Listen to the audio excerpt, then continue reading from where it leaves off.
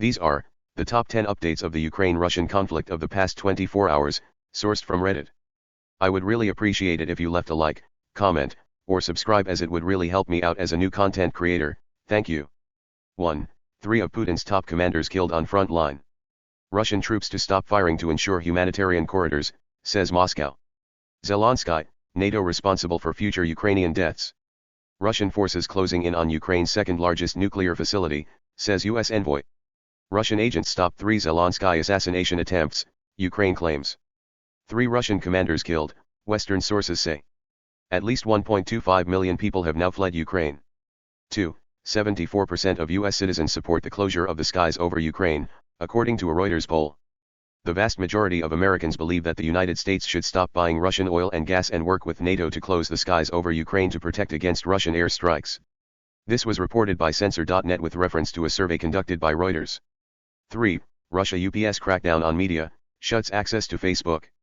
Russia's telecommunications regulator said that the country has fully restricted access to Facebook after the social media platform made it difficult to find Russian state-controlled media content on its network. 4. War crime number 4673, Russians continue to fire during ceasefire, causing mass panic of evacuees.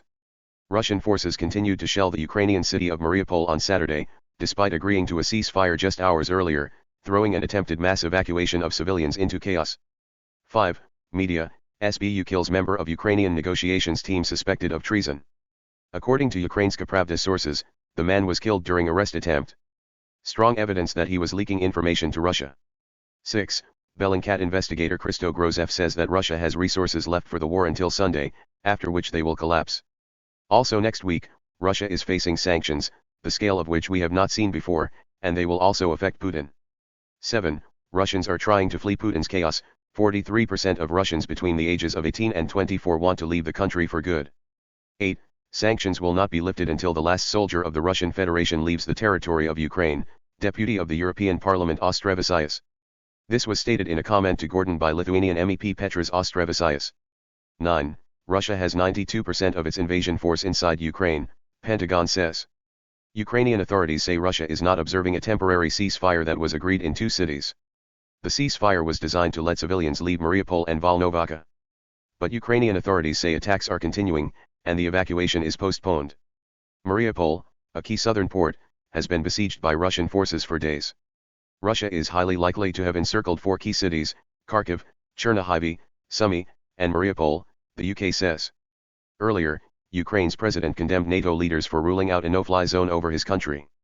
The no-fly zone would aim to stop Russian warplanes, but the West says it does not want to escalate. More than 1.2 million people have fled Ukraine since the invasion began, the UN says. 10. Russian social media has a different idea on the invasion progress. That is all for now. Thanks for watching. Bye-bye.